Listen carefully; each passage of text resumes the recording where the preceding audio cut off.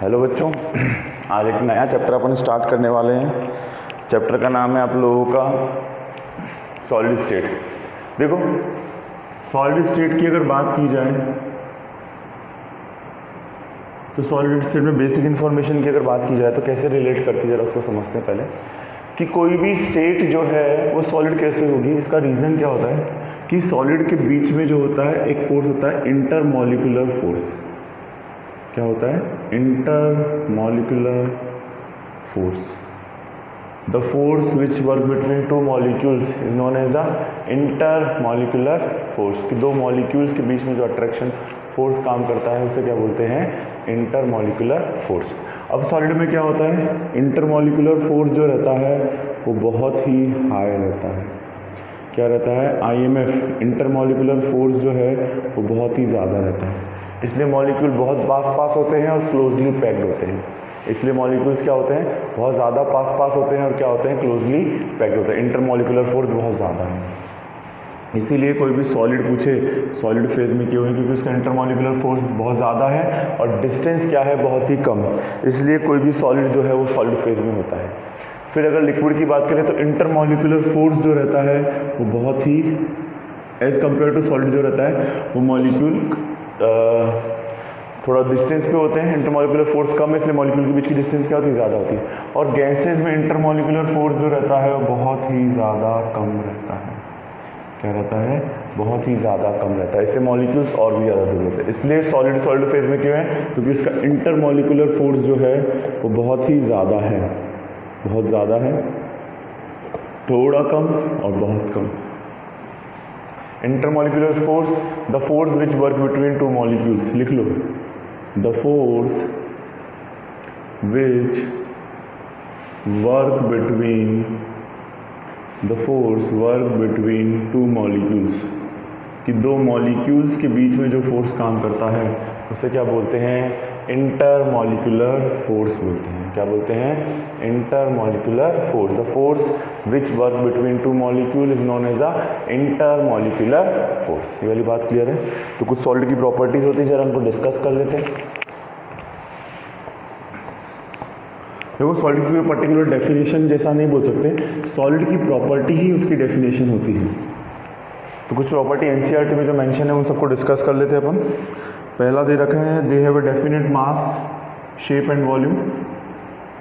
पहला point, definite mass comma shape comma volume.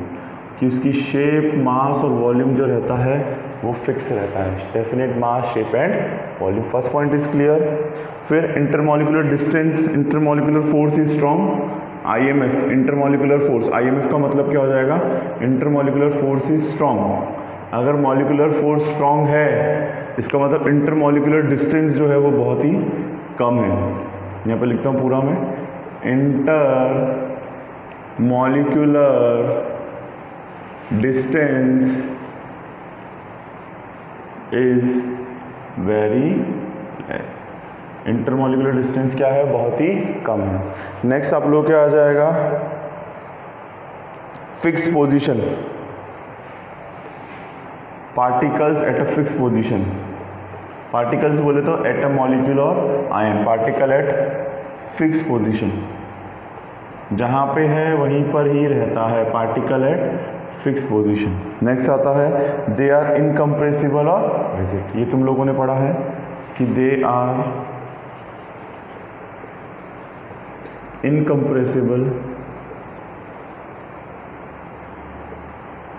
And rigid. क्या है?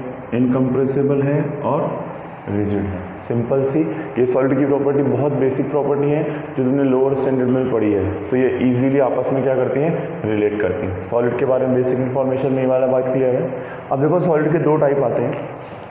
पहला होता है क्रिस्टलाइन सॉलिड, दूसरा, इसे रब कर दे, ये नोट डाउन कर लो। ये तुम्हें सॉलिड की डेफिनेशन अगर पूछते हैं तो सॉलिड की प्रॉपर्टी की ही बात की जाएगी। इसे नोट डाउन कर लीजिए पहले अच्छे से। देखो बच्चों, सॉलिड के बेसिकली अपन ने सॉलिड के बारे में पहले पढ़ा कि सॉलिड क्या होता है, उसकी प्रॉपर्टीज कैसे रिलेट करती है। फिर बात करते हैं सॉलिड कितने तरह के होते हैं। जनरली दो तरह के सॉलिड्स की बात की जाती है आप लोगों के पोर्शन में। पहली बात की जाती है आप लोगों के अमॉर्फस सॉलिड और क्रिस्टलाइन सॉलिड। क्रिस्टलाइन सॉलिड क्या होता है?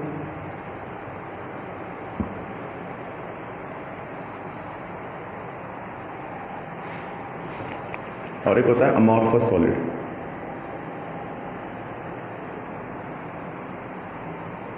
देखो अमॉर्फस सॉलिड की अगर बात की जाए तो अमॉर्फस सॉलिड की डेफिनेशन में अपन लिखते हैं, क्रिस्टलाइन सॉलिड की डेफिनेशन में, regular 3 dimensional arrangement of point fixed geometrical shape with flat faces and sharp edges. Fixed geometrical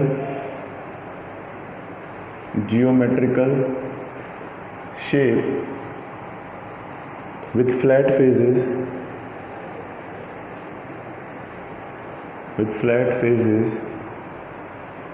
and sharp edges। Fix geometrical shape होती है, फेजेस जो होती है फ्लैट होती है, और इसमें जो होता है अमॉर्फस में, इसमें आता है इर्रेगुलर स्ट्रक्चर। क्या होता है? इर्रेगुलर स्ट्रक्चर की बात की जाती है कि स्ट्रक्चर जो होता है वो इसका क्या होता है? इर्रेगुलर होता है। एग्जाम्पल देखो, इसका एग्जाम्पल ये बना देते हैं, क्वार्ट्ज या क्वार्ट्ज क्रिस्टल का डायग्राम है। ये तुम्हारी बुक्स में नहीं दे रखा है, एक्स्ट्रा में तुम बना सकते हो। एग्जाम्पल जनरली बुक्स में इसको और क्लियर नहीं बना रखा है। क्वार्ट्ज इस तरीके से फिक्स जियोमेट्री है, देखो, with flat faces and sharp edges, कि एजेस जो है शार्प है और फेजेस जो है वो फ्लैट है। इसे क्या बोलते हैं? Crystalline solid. अगर इसकी बात की जाए अमॉर्फस सॉलिड में सर जियोमेट्री कैसी होती है? इसमें कोई भी random geometry, this is the random geometry, कुछ भी स्ट्रक्चर जो है वो तुम्हारा अमॉर्फस सॉलिड का एग्जांपल है। फिर नेक्स्ट पॉइंट में आता है आप लोगों के फिक्स जियोमेट्रिकल शेप की बात की गई है। अच्छा, इनका जो होता है हाई, और इन्हें ट्रू सॉलिड्स बोलते हैं। क्या बोलते हैं? ट्रू सॉलिड्स बोलते हैं, ठीक है। इन्हें सूडो सॉलिड्स बोलते हैं। सूडो सॉलिड्स क्यों बोलते हैं? सूडो सॉलिड्स क्या होते हैं? एक तो देखो इसमें क्या होता है, धीरे धीरे फ्लोट होते रहते हैं। मतलब बहुत पुराने कांच या प्लास्टिक को तुमने देखा होगा, तो अगर वो विंडोज़ पे लगा रहता था, जो विंडोज़ पे अगर कोई कांच या मिरर जैसा रहता है, तो धीरे धीरे नीचे से थिक और ऊपर से थिन होता जाता है। क्यों? टेम्परेचर के साथ बहुत ही स्लो प्रोसेस से दे कैन फ्लो। क्या होते हैं? वो लगातार फ्लोट होते रहते हैं, तो वो धीरे धीरे नीचे से थिक, और इसलिए इन्हें सूडो सॉलिड्स की बात की गई है। फिर आगे की बात की जाए सूडो सॉलिड्स। अच्छा, इनकी एक इंपॉर्टेंट प्रॉपर्टी ये नोट डाउन कर लो, ट्रू सॉलिड, सूडो सॉलिड, सारी प्रॉपर्टी है, ठीक है। इनका जो आता है high and sharp melting point होता है। नेक्स्ट क्या बोला गया है? इनके डिफरेंसेस ही इनकी सबको एक्सप्लेन करते हैं। इसमें फिर नेक्स्ट आता है तुम्हारा लॉन्ग रेंज ऑफ ऑर्डर। इसमें क्या होता है तुम्हारा? Long range of order. Long range of order मतलब जैसे ये रिपीटेशन है वैसे ही सब तरफ एक ही तरह का रिपीटेशन होगा। इसमें कुछ मॉलिक्यूल साथ में दिखेंगे, फिर वापस डिफरेंट, फिर डिफरेंट, फिर डिफरेंट, तो इसमें शॉर्ट रेंज ऑफ ऑर्डर होता है। Short range of order note कर लो। Amorphous solid, crystalline solid.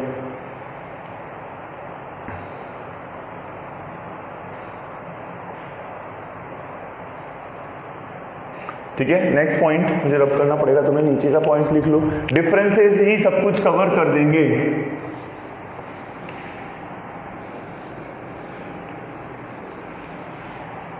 Next point आप लोगों का आता है melt eight sharp characteristic temperature.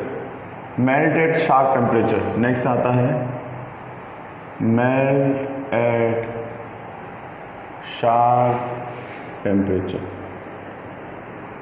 ठीक है, एकदम से मतलब फिक्स सॉलिड फॉर्म में है, धीरे धीरे टेम्परेचर वो पिघलेंगे एकदम से। जैसे मैं बोला 1000 में आयरन मेल्ट होना स्टार्ट करेगा, क्वार्ट्ज जो है 1000 पे स्टार्ट होगा, तो 1000 पे 100,001 से ऑटोमेटिकली वो मेल्ट हो जाएगा, 1000 तक वो सॉलिड बना रहेगा।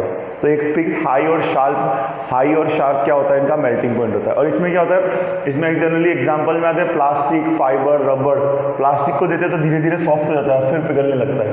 तो इसमें पॉइंट में तुम लोग क्या आएगा, gradually soften gradually soften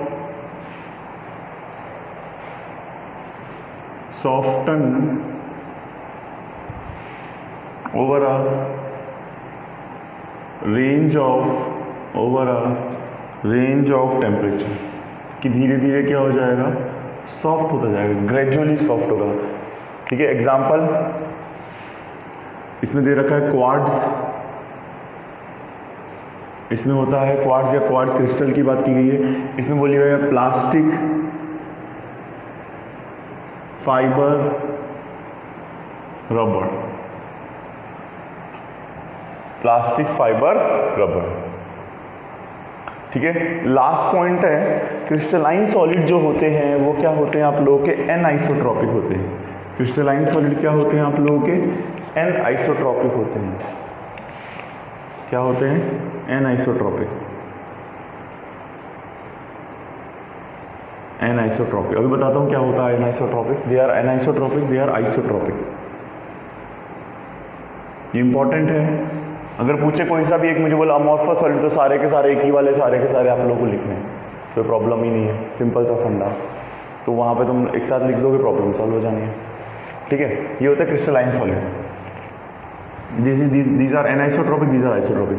anisotropic क्या होता है, डिफरेंट फिजिकल प्रॉपर्टीज, लिख लो, different physical property generally in different direction,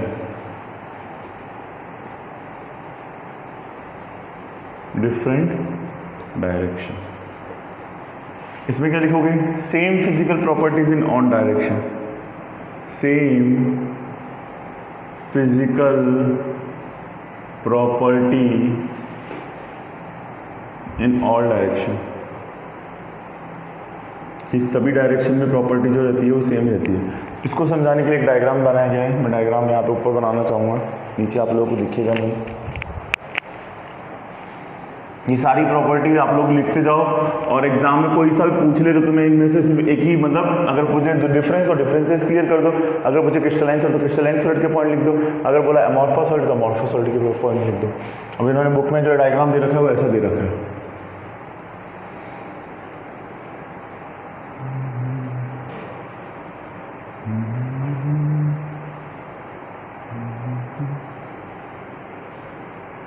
देखो यहाँ पे जब लाइन ए की तरफ जाते हैं तो पैटर्न मॉलिक्यूल्स का देखो अलग है। यहाँ पे जाते हैं तो मॉलिक्यूल्स लाइन ए, लाइन बी, लाइन सी की तरफ अलग अलग पैटर्न है मॉलिक्यूल्स का रिपीट होने का।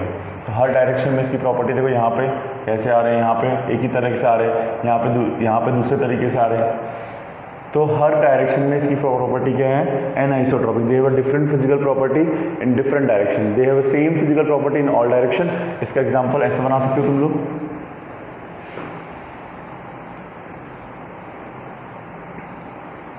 एक ही तरह के मॉलिक्यूल्स होंगे तो किसी भी तरफ जाएं एक ही तरह का रिपीटेशन होगा। समझ में आया। क्रिस्टलाइन सॉलिड और क्या, अमॉर्फस सॉलिड क्या होता है। क्रिस्टलाइन सॉलिड की प्रॉपर्टी होती है फिक्स जियोमेट्रिकल शेप। अच्छा, इनको कितना भी काटे क्रिस्टलाइन सॉलिड को हमेशा एक ही तरह का स्ट्रक्चर मिलेगा। अगर मैंने क्वार्ट्ज को काटा तो वो आगे भी एन टाइप ऐसा रिपीट होगा। इसमें क्या होगा, हमेशा एक तरह का स्ट्रक्चर नहीं मिलेगा। अच्छा, इसमें जो रहती है वो सरफेस जो रहती है सॉफ्ट रहती है, मतलब इसमें सरफेस जो रहेगी रफ या रिजिड रहेगी, क्योंकि मॉलिक्यूल्स का पैटर्न हर बार अलग अलग है हर एक पॉइंट पर। तो इसमें सरफेस स्मूथ मिलेगी, ठीक है, और इसमें हमेशा रफ सरफेस मिलेगी। स्मूथ सरफेस और रफ सरफेस लिख लो। इफ वी कट, इसको कट करेंगे तो हमेशा इसमें स्मूथ सरफेस बनेगी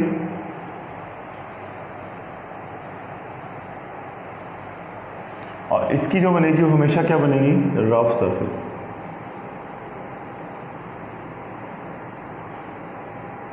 रफ सरफेस नोट कर लो बच्चों। ये प्रॉपर्टीज़ हैं। अमॉर्फस सॉलिड, सॉलिड क्या होता है उसकी प्रॉपर्टीज़ बता दिए।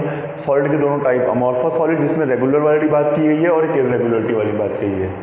क्लियर है ये वाले points? I hope this point is clear for all of you. Note down it. ठीक है, तो आज के लिए इतना ही बहुत है बच्चों। इनको पॉइंट्स को लर्न करते रहें, नोट्स बना लें। एक पॉइंट अगर पूछे डिफरेंसेस तो डिफरेंसेस लिखना है आपको। पूछे इसमें से एग्जाम्पल तो एग्जाम्पल, कोई एक पूछे तो सिर्फ उसी के पॉइंट को एक्सप्लेन करना है और एग्जाम में एक्सप्लेनेशन जो है पॉइंट वाइज रखना। तो आज के लिए इतना ही बहुत है बच्चों। Thank you from my side, all the best, bye bye, take care, thank you.